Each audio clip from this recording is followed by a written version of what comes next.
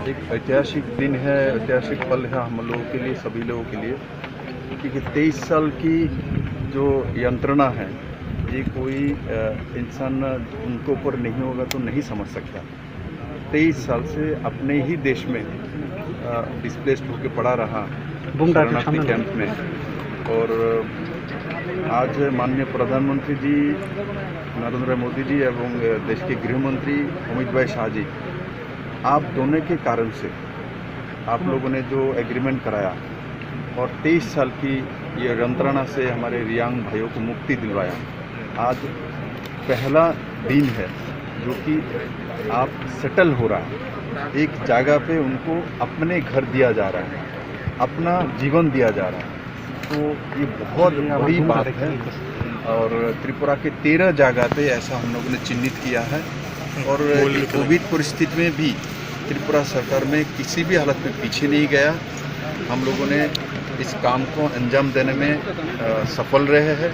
और मैं आशा करता हूँ बाकी जो 12 जगह रह गया उसमें भी जल्दी से जल्दी काम कहीं के शुरू हो चुका है और बाकी में शुरू करने जा रहा है। और इन सभी को जो टोटल 37,140 रियांग भाई बहन है, सभी का सेटलमेंट हम इसी साल कर लेंगे और इनको अपने अपने घर दिलवाएंगे, अपना जीवन दिलवाएंगे। और माननीय प्रधानमंत्री जी और माननीय गृह मंत्री जी को मैं दोबारा धन्यवाद देता हूं, जो इतने बड़े ऐतिहासिक काम आप लोगों ने किया है।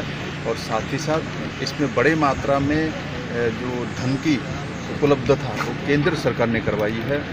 और इसमें लगभग 1200 करोड़ के ऊपर टोटल खर्चा होगा और डायरेक्टली 600 करोड़ के आसपास इस पैकेज में माननीय प्रधानमंत्री जी ने दे चुका है और इसके इंस्टॉलमेंट में भी आ चुका है।